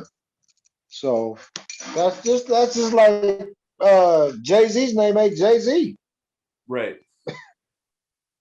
So they seen an athlete in Canada doing it. So see, if I was an NFL player making $10 million a year and I change my name, they'd be like, oh, bro, we ride with him. That's what's up, bro. We know you. But you a CFL, they thinking low class, just trying to be on TV, trying to get some recognition and blow up. You know what I mean? You can feel that, bro. That's why the CFL, Jeff Bezos need to come holler at the CFL and put $10 million in each team. That's what somebody, bro, for real, somebody win these $300 million lottos and all this shit. Like, why would you invest in a league to see football if you love it that much? All these owners that all got all these 50 million, bro, it's like going to a casino. I'm going to put 10 on this black and I'm going to put 20 on this red and see what happens. Yeah. I'm betting on myself. Yeah. If I'm an owner of a CFL team, I'm gonna bet on myself. I'm gonna invest $25 million in this team this year just to see what it do. I got $50 million. Yeah. I'm gonna bless each team with an extra $2 million to bring their salary up. Why ain't nobody talking about that after 100 years, bro? That's what I want to see. If I get this settlement with this, whether I get 600,000 or $1 million, I'm gonna invest in the CFL. I say that on record. I will invest some portion of this money that I'm about to get in this lawsuit and invest it into one of these teams. I'll pick 4 teams and say, look, let me get serious with you with this money to give back to the league. I'll do that. And then say, Inside the Mind's got to be in part of this too. There you go. Thank you, sir. I appreciate that. I was gonna say you gotta invest in the BC Lions, man. Yeah. All right. Well, look at different reasons behind it, but I mean, look at Chad Johnson changes to Ocho Cinco. It's plastered all over the back, whatever, no big deal, right? What's the difference? NFL, CFL. No, yeah, well, that is the difference. Yes, yeah. Yeah. So he did it in the NFL. People accept it because it's entertainment. It's entertainment. It's high entertainment. And if somebody do something to the CFL, like, oh, they copying the NFL. Because they're not making the same money. If we was making the same money, they wouldn't be saying that. They'd be like, bro, did you see what he did in the CFL? Oh, that shit was clean. You know what I'm saying? And honestly, that's just like the touchdown thing. I mean, let the man fucking celebrate. Come on, that's what I'm as a fan. That's what I'm paying to see. I want to see you celebrate a touchdown. Why not? I think I'm gonna tell you why. For so long, that was a penalty, and everybody. You got some. I don't want to call them purists, but that's the term I'm gonna use. You have certain individuals that do shit, for a long period of time, and they get stale and they're older and they can't relate to the next wave of, right. So they just always see it one way. That's just like Tom Coughlin was having the hardest time his last tenure as a head coach, because you can't coach these guys the way you coached 20, 30 years ago. That shit don't work. Right. For example, me and Arland came up in that era where you got cussed at Pop Warner back in the 80s and 90s. And that, I mean, we had tough, thick skin. It was different back then. Now you can't even talk to these kids like that because, their parents is so sensitive. Everything is so sensitive now. So you have to learn different type of ways to communicate. And that's why, I'm being successful as a trainer, mentor, and coach, because I'm not far removed from the game and I'm still in some hellified shape. So I get out there with them. I know what these athletes' bodies feel like because I was an athlete at that high level for so long. I know what it takes to become great at doing it because I did the shit for a long period of time versus me just, watching a YouTube video on how to do the shit. Like I really did it. So you have to be able to reinvent yourself. I think the young people, my son is 19. I coached him 1 year in high school. I coached high school 1 year and I coached my son, and it was tough, but he wasn't my son. I was his coach at practice and I demanded the best, right? I just feel like, yes, they are weird. They're different. They're very talented. I think they're more athletic than we were at the same time because they have the resources. Trainers didn't exist when we came up. We did a lot of this shit at the park. We learned how to shake people playing throw it up tackle, smear the queer, whatever you want to call it. We didn't have drills to show you how to shake somebody, you know what I mean? So we were always outside playing multiple sports. I think with the resources that are available to these kids now, if they just have that old school work ethic, they'll be unstoppable because they got YouTube, they got all these trainers and 7-on-7 camps and all this other shit. It's like almost fail proof. If a kid fails in 2021, a young student athlete, then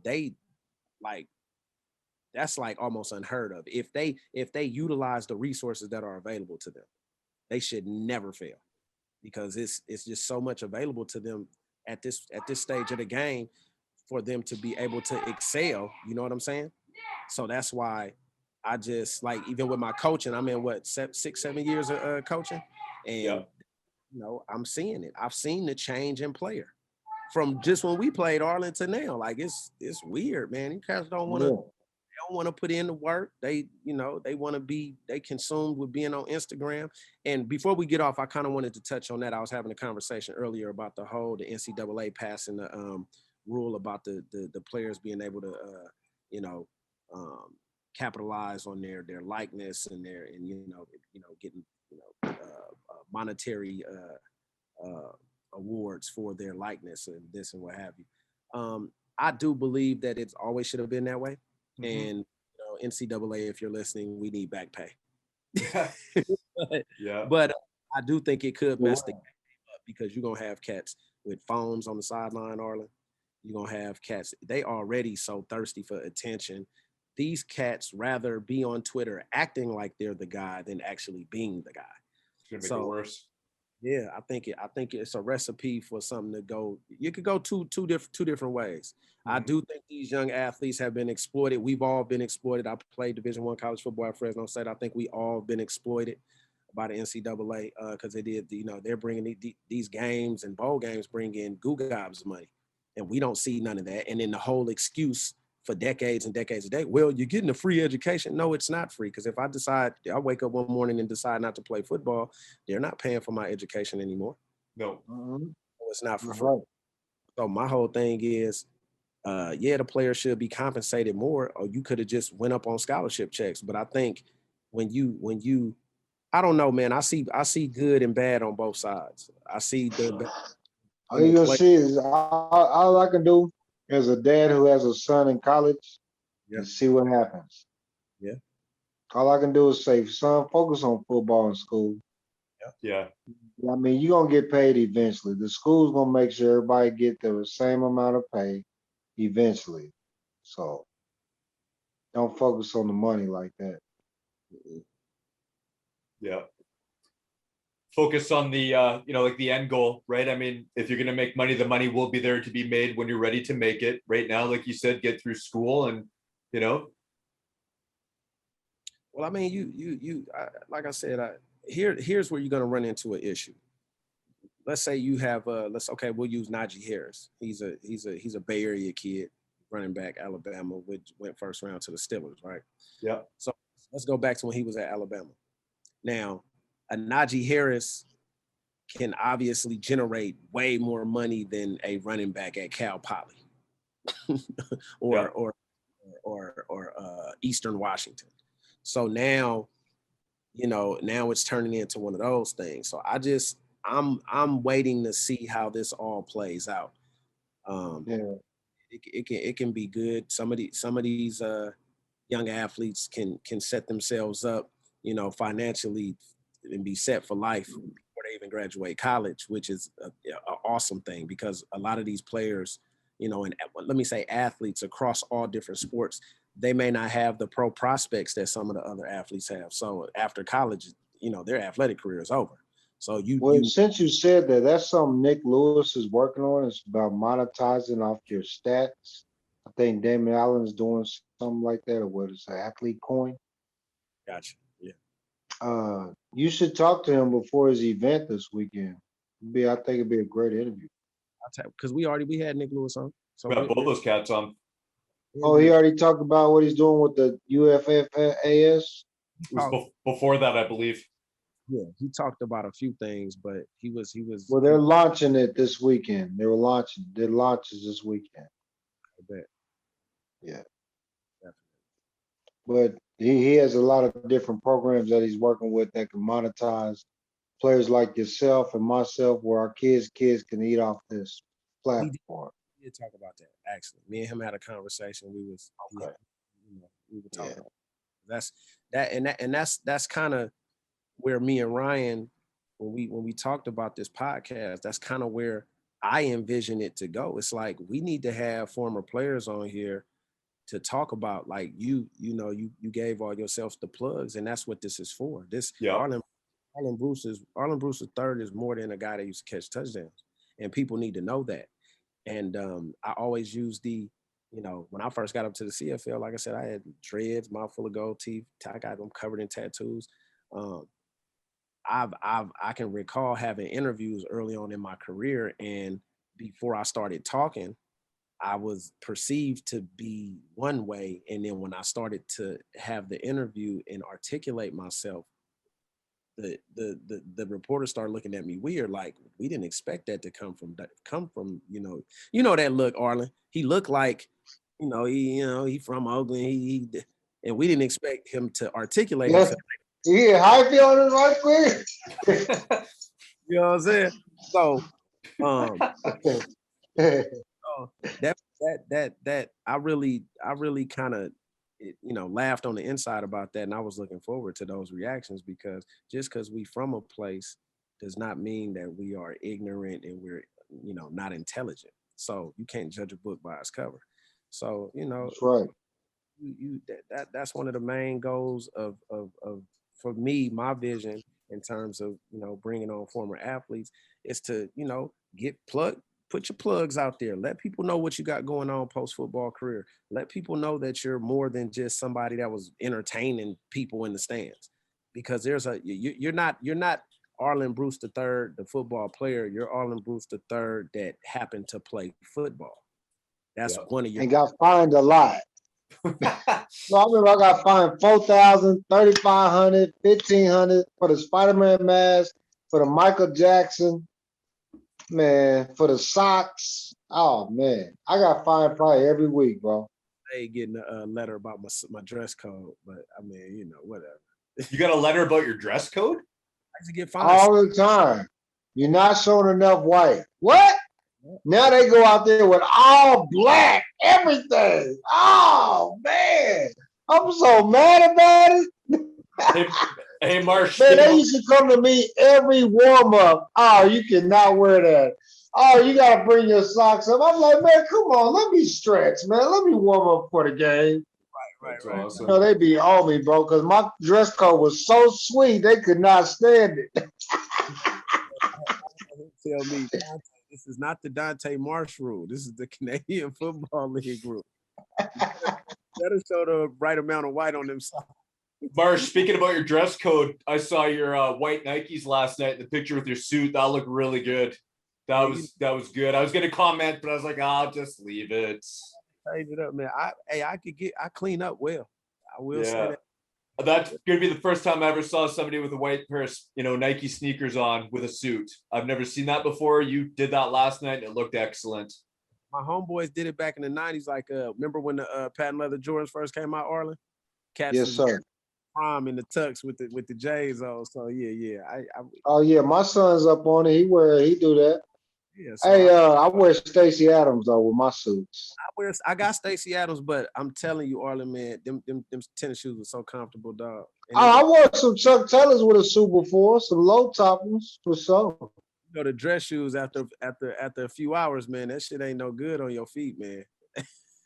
I'm a big Doc Martens guy. I got a pair of Doc Martens with the You're right blue, about that. the Union Jack on the Doc Martens.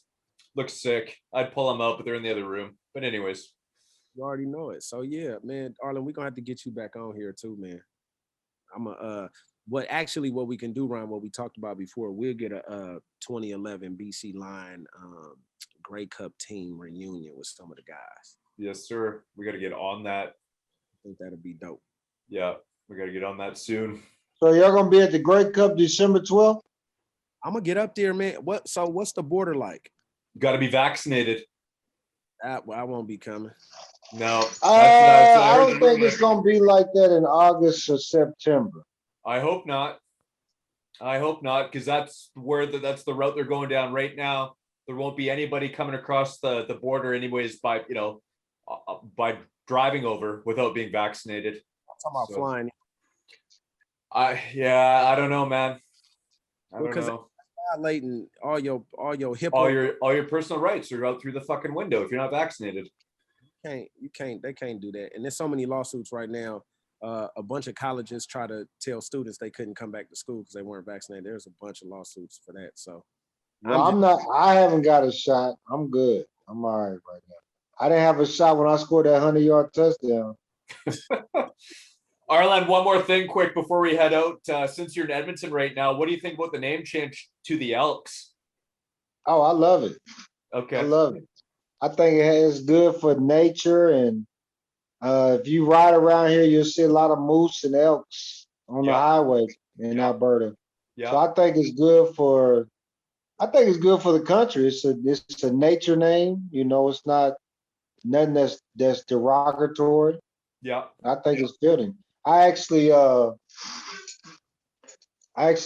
went down to the Edmonton Elks facility 2 weeks ago and presented them water labeling for their company.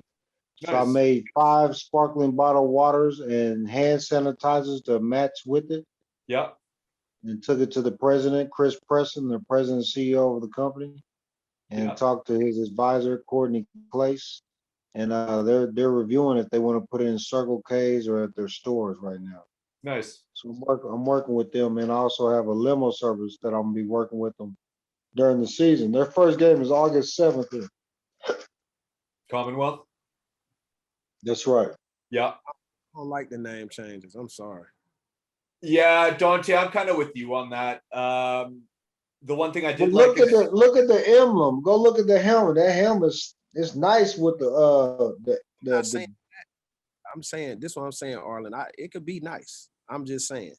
Here we go again with all this. Like the Washington Redskins are always gonna be the Redskins to me. Yeah, me too. I'm not calling them the Washington football team. I'm not doing that shit with the Washington Redskins. I graduated from McClymonds High School in West Oakland. We have a laundry list of phenomenal athletes. Bill Russell went to my high school. Like we have a lot of them, and we are the Warriors. And they just kind of changed our mascot. Like I'm over it, dog. Like we got to stop being so sensitive. What did they change it to? It's they try to like, and I get why, they doing it, Arlen. I get it. It's, supposedly derogatory or this or that, but it's been that way for so long. Why change it? I think it's only derogatory if you make it derogatory. Right. But my whole point initially, this shit should have happened initially. It was derogatory when it was first created. Exactly. So, I mean, yeah. I'm very woke and I'm with all the smoke about things of that nature, especially when we talk about race and social class and socioeconomic issues. But I'm just not, when it comes to sports and you're talking about the names of the mascots, I'm just not on board with that. Like, it doesn't offend me personally. I mean, I'm the Washington Redskins. That's all I've known my 42 years of life. So I don't really see the Kansas City Chiefs. So, I think we need to leave stuff like that alone and focus on more pressing issues like police brutality and Well, it gets as far as like the Vancouver Canucks. A Canuck is actually a French Canadian, as far as I remember. So you could say like, I'm taking offense to a name, after a French Canadian. So you got to change the Canuck name now. Like, come on, like where does it end? Right. That's my point. And that is the point. And why the hell, if Washington's going to change their fucking football team name, why not have a fucking team name to change it to instead of the Washington football team? Come on. Come on. I feel like we get they got all that money, come up with a name. What, they said 4 or 5 years from now or some shit like that? Come on.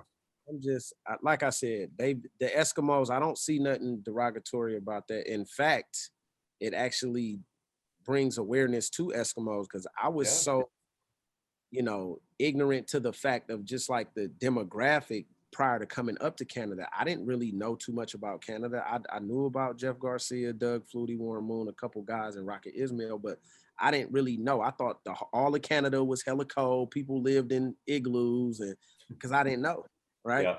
So, they only do that in Edmonton. but okay, thus, the name, right? Yeah. So I don't think there's nothing wrong with it. I think when we start to do that, it's not the Confederate flag, bro. You get what I'm saying? It's not that. It's not a damn, white sheet over somebody's head. It's not for me. And this is my own personal opinion. These are Dante Marshall's opinions and thoughts, right? So to me, I don't think it's so offensive to the point where we're gonna, like you say, and that's where I'm at. Where does it stop? Mm-hmm. It's gonna keep going on and on and on. And next thing you know, it's just the cancel culture is just fucking taking over. And I don't like it. We got to stop being sensitive as a community, as a society, as a whole. Like everything is so sensitive now. And it goes back to what I was talking about earlier, when if you can identify so you could wake up tomorrow and say, I identify as a woman, and now you're allowed to go into the women's bathroom. That's crazy. Yeah, that's a little too fucked up for me, man. Exactly. So it's like, where do we draw the line and say, it's okay to be a alpha male again. It's okay to be masculine. I think there's a huge problem in the world right now when you talk about men being men. We need to get back to when men were men, because this shit that's going on right now, it's not helping. It's not helping our young men. We got a lot of little boys that are chronologically men age, but they haven't grown up and they're very immature and they have a lot of feminine traits. So I think this whole cancel culture thing and all the Me Too movement and some of this stuff is being taken too far, and it's actually making a problem bigger. And it's okay to be a manly man. I'm a father. I have a son and a daughter, and I'm an alpha male all along. And I don't see anything wrong with being a man, like a real man. Yeah. And I think we need to get back to that as a society, because we're so, like I said, we're so sensitive, and that's where I think we're having all these It's like we can't make up our mind. It's like when I seen this video of a woman complaining because she felt uncomfortable because there was a man with a penis, male genitalia, who identified as a woman, to then was allowed to go into the spa area where women go, all because they identify. Dude, you were born a man, bruh. You're not a woman. So I don't care what you identify as. You can't go in the woman's area. I got a 12-year-old daughter. My daughter should not be subjected to. Yeah, I'm with you on that. That's where I have a problem with this stuff. I'm not homophobic. I'm not transgender phobic. I'm just, what's right is right and what's wrong is wrong. 1 + 1 has been 2 for 42 years of my life. So I don't. I mean, if you're transgender and you've got that operation done or whatever, whatever procedure is involved, and you no longer have a penis, then fine. I get it. But as soon as you're a man who says I'm a woman, but you have a penis and you're in, with women, children, whatever, I got a problem with that. There's something wrong with it. So, we just, and I'm using that. I don't talk about the LGBTQ community, politics, or religion. Smart because man. We'll be here all night. I'm just making a point, and it just bothered me because once again, I'm a father of a young man and a girl that will soon be, becoming a woman, and she shouldn't have to be subjected to feeling uncomfortable. You know what I'm saying? With a man inside their personal space in a spa because that man identified as a woman. And then what killed me was what made me just so confused was the actual spa people were validating that. We can't discriminate. So here's why I'm kind of running on a tangent about this subject is because we know we in trouble when we start to we're more worried about discriminating against a transgender versus having a man identifying as a woman with a penis in there with women. Y'all get what I'm talking about? Take the map and flip it upside down. That's the world. It's flipped upside down right now. Yeah. Only the strong survive because the world's in a shift right now. If you're not mentally tough, bro, you can fall in it. Bro, even the nicest people like myself got into an altercation with somebody, and I'm a good-hearted person. I'll give you 5, 6, 7 times to disrespect me before I even say something to you.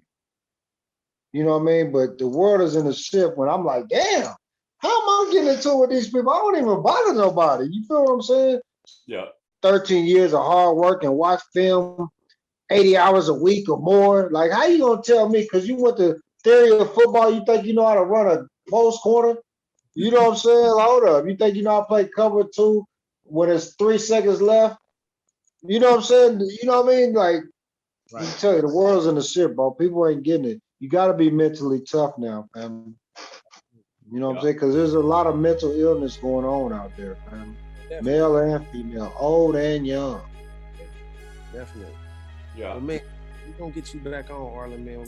I gotta get out of here, but man, it's been man. I appreciate y'all taking the time to have me on, man. Yeah, thanks, Arland. It was nice to meet you. It was nice having you on. But yeah, thanks a lot for coming on. And we need to set up that we'll have multiple players on one of these days and get that rolling.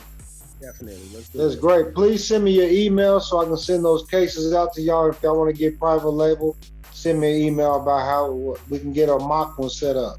Yeah, that'd be great. And Arland also as well, we'll talk about the advertising thing too, because that's definitely something I'm interested in to get some advertising on the show. So.